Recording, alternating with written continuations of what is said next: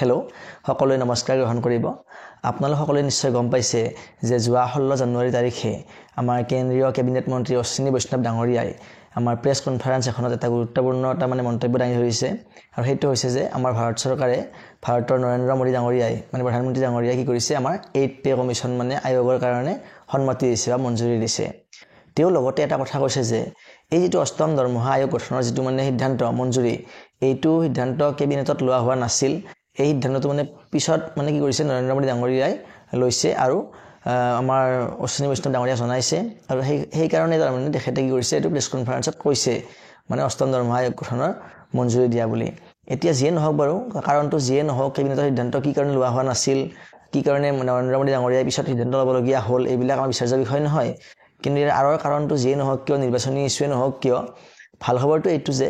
আমাৰ কাৰণে চৰকাৰী যিখিনি কৰ্মচাৰী আছে কেন্দ্ৰীয় চৰকাৰৰ অধীনতে হওক বা ৰাজ্য চৰকাৰৰ অধীনতে হওক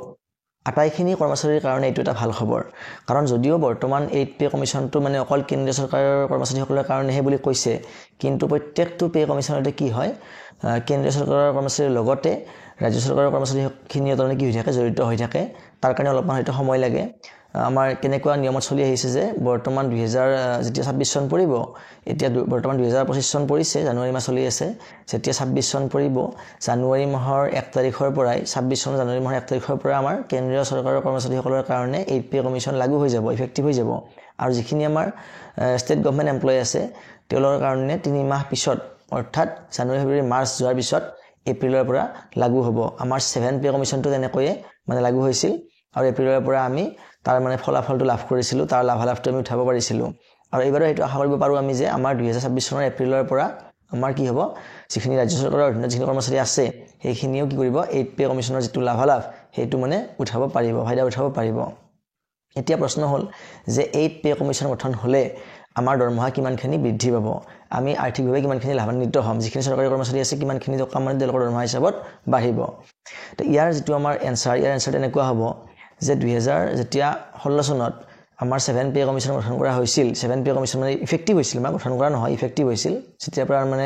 নতুন হাৰত দৰমহা পাইছিলোঁ তেতিয়া আমাৰ যিটো ফিটমেণ্ট ফেক্টৰটো আছিল 2.57। সেই ফিটমেণ্ট ফেক্টৰটোৰ ওপৰতে নিৰ্ভৰ কৰে এজন কৰ্মচাৰীৰ দৰমহা কিমানখিনি বাঢ়িব। এতিয়া 2.57টো কেনেকৈ নিৰ্ধাৰণ কৰা হৈছিল সেইটো আপোনালোকে নিশ্চয় জানে যে যেতিয়া আমাৰ 16 চন আছিল, 2016 চনৰ 1 জানুৱাৰী তাৰিখত আমাৰ যিখিনি চৰকাৰী কৰ্মচাৰী আছিল তেওঁলোকৰ যিটো মৰগীয়া বা নচ দিয়ে ডিয়াৰনেছ এলাউন্স, সেই ডিয়াৰনেছ এলাউন্সটো আছিল 125%। অৰ্থাৎ যিখিনি আমাৰ এগৰাকী কৰ্মচাৰীয়ে বেছিক পে পায়, দৰমহা লাভ কৰে, বেছিক দৰমহা, সেই বেছিক দৰমহাৰ ওপৰত 125% দিয়ে লাভ কৰে। আৰু যেতিয়া এটা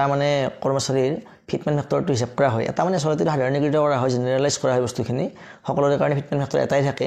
নিৰ্ধাৰণ কৰা হয়। তেতিয়া কি কৰা হয়, যিখিনি বেছিক পে সেই বেছিক পেক 1 বুলি ধৰা হয়। কাৰণ সকলো কৰ্মচাৰীৰে বেছিক পে বেলেগ বেলেগ হ'ব। এগৰাকী ফাৰ্ষ্ট ক্লাছ অফিচাৰৰ বেছিক পে যিমান হ'ব, এগৰাকী চতুৰ্থ বৰ্গৰ কৰ্মচাৰী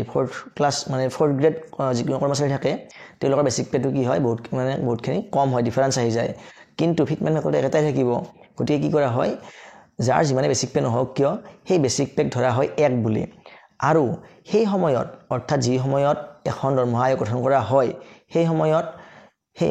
চৰকাৰৰ যিটো দিয়ে মৰগীয়া বানচ কিমানখিনি চলি আছিল সেইটো হিচাপ কৰা হয়, তাক ডিভাইডেড বাই 100 কৰা হয়। অৰ্থাৎ 2016 চনৰ 1 জানুৱাৰী তাৰিখে আছিল আপোনাৰ 125%, গতিকে 125 ডিভাইডেড বাই 100 অৰ্থাৎ 1.25। আৰু সেই 1.25ক কি কৰা হয়, যিটো আমি বেছিক পেক 1 বুলি ধৰিছিলোঁ তাৰ লগত যোগ কৰা হয়, অৰ্থাৎ 1 + 1.25 অৰ্থাৎ কিমান হ'ল 2.25 হ'ল। আৰু তাৰ ওপৰত আমাৰ নতুন পে কমিশনখন যেতিয়া গঠন কৰা হ'ব তেতিয়া চৰকাৰৰ ফালৰ পৰা কিমান % দৰমহা বৃদ্ধি কৰা হ'ব সেইটো হিচাপ কৰা হয়। আৰু ঠিক তেনেকৈ আমাৰ যোৱাবাৰ 7 পে কমিশনত আমাৰ 14 পইণ্ট সামথিং, মই পাহৰিলোঁ কিমান আছিল এক্সাক্ট ফিগাৰটো, 14 পইণ্ট সামথিং বৃদ্ধি কৰা হৈছিল।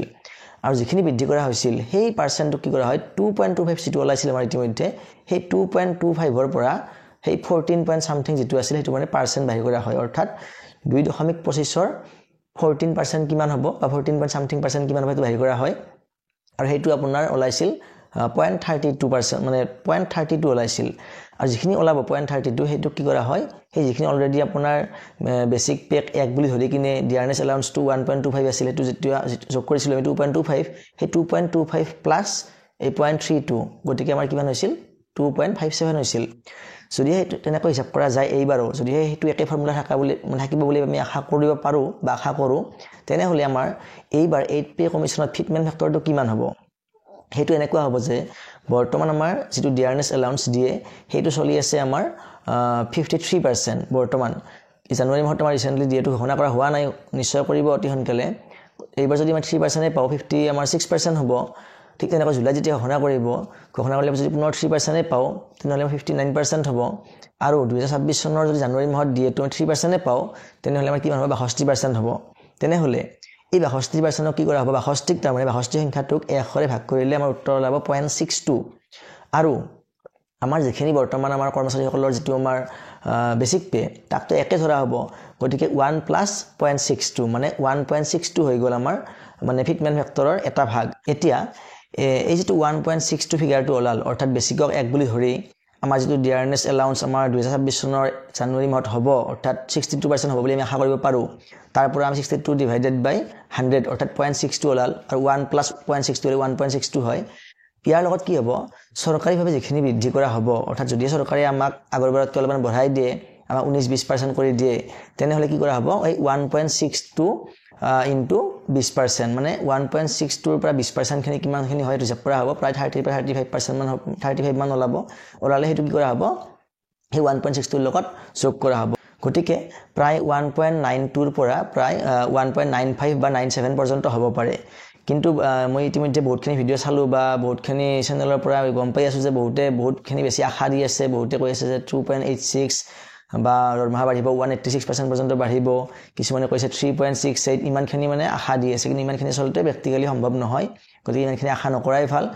গতিকে যিমানখিনি বাঢ়িলেও আমাৰ 2 পইণ্টৰ তলত থাকিব বুলি আমি আশা কৰিব পাৰো তাতকৈ বেছি আশা নকৰাই ভাল যদিহে বাঢ়ি যায় তেনেহলে আমাৰ কাৰণে ভাল কিন্তু আশা কৰি কিনে পিছত মানে বেয়া লগাতকৈ আশা নকৰাও ভাল এতিয়া প্ৰশ্ন হয় যদি ফিটমেন্ট ফেক্টৰটো 1.92 ত ফিক্স হৈ যায় তেনেহলে এজন মানুহৰ দৰমহাটো কিমানখিনি বাঢ়িব উদাহৰণস্বৰূপে মই এটা কথা ক'ব পাৰো যে যদিহে কোনো এজন মানুহৰ বেসিক স্যালাৰি হয় মানে 10000 টকা অৰ্থাৎ আমাৰ যেটো মানে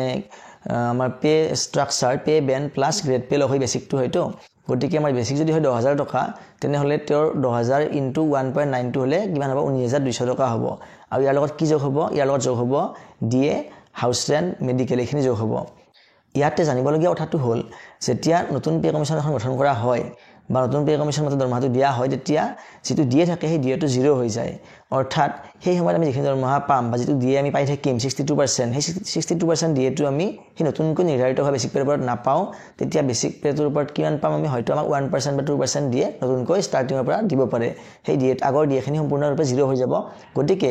বেসিক পেটোত বহুতখিনি দেখাত বৃদ্ধি হোৱা যেন লাগিলেও আমাৰ অৰ্থনৈতিকভাৱে ইমানখিনিও আমি বহুত জাপ মাৰি আগুৱাই নাযাও যে আমি বহুতখিনি মানে আনন্দিত হ'ব পাৰো বা আনন্দিত হ'ব লগা বিষয় এটা এনেকুৱা নহয় যেহেতু দিয়েটো কমি থাকিব গতিকে আমাৰ টোটাল স্যালাৰি যিখিনি আমাৰ ইনক্ৰিজ হ'ব সেইখিনি বৰ বিশেষ নহয় হয়তো আমাৰ 8-10000 টকা ডিফাৰেন্স এটা আহিব পাৰে গতিকে সেই হিচাপত যাৰ যিমান বেসিক স্যালাৰি আছে বৰ্তমান আপোনালোকে নিশ্চয় অৱগত এই বিষয়ে আপোনালোকে সেই বেসিক স্যালাৰিৰ লগত কি কৰিব 1.92 মাল্টিপ্লাই কৰি চাব কিমানখিনি দৰমহা হয় আৰু তাৰ লগত ন্যূনতম এটা দৰমহা বাঢ়িব হয়তো 7% to 8% দৰমহা অৰ্থাৎ 7% হাউস ৰেন্ট প্লাস আপোনাৰ যেটো 1 বা 2% দিয়ে আৰু প্লাস 600 টকা 800 টকা বা 1000 টকা পৰ্যন্ত মেডিকেল যিখিনি মানে যেটো বিভাগৰ কৰ্মচাৰী যিখিনি পায় আৰু মেডিকেল সেইখিনি দৰমহা বাঢ়িব গতিকে ওভাৰঅল চাবলৈ গলে বহুত বেছি টকা ইফাল নহয় সেইখিনি আপোনালোকে নিজে হিচাপখিনি কৰি চাব পাৰিব আৰু যদিহে দৰকাৰ হয় আপোনালোকে কমেন্ট কৰি জনাব মই পৰৱৰ্তী ভিডিঅত আপোনালোকৰ পে ষ্ট্ৰাকচাৰ হিচাপত কেনেকৈ দৰমহাটো বৃদ্ধি হ'ব এই বিষয়ে এটা আলোচনা কৰিম কিন্তু বৰ্তমান যেহেতু পে কমিশন গঠনৰ মঞ্জুৰিহে দিছে পে কমিশন গঠনে হোৱা নাই বা ফিটমেন্ট ফেক্টৰ যেটো এতিয়ালৈকে ফিক্স হোৱাই নাই গতিকে বৰ্তমান সেইবিলাক আলোচনা অমূলক তথাপি আপোনালোকে মনৰ সন্তুষ্টিৰ কাৰণে নিজে চেষ্টা কৰি চাব পাৰে গতিকে এইখিনি আছিল আজি ভিডিঅটো আশা কৰিছো আপোনালোকে ভিডিঅটো চাই ভাল পাইছে যদি ভাল পাইছে তেনেহলে এটা লাইক কৰিব আৰু এনেকুৱা ধৰণৰ তথ্যমূলক ভিডিঅ পাই থাকিলে আপোনালোকৰ চেনেলটো মোৰ সাবস্ক্ৰাইব কৰি ল'ব পাৰে ধন্যবাদ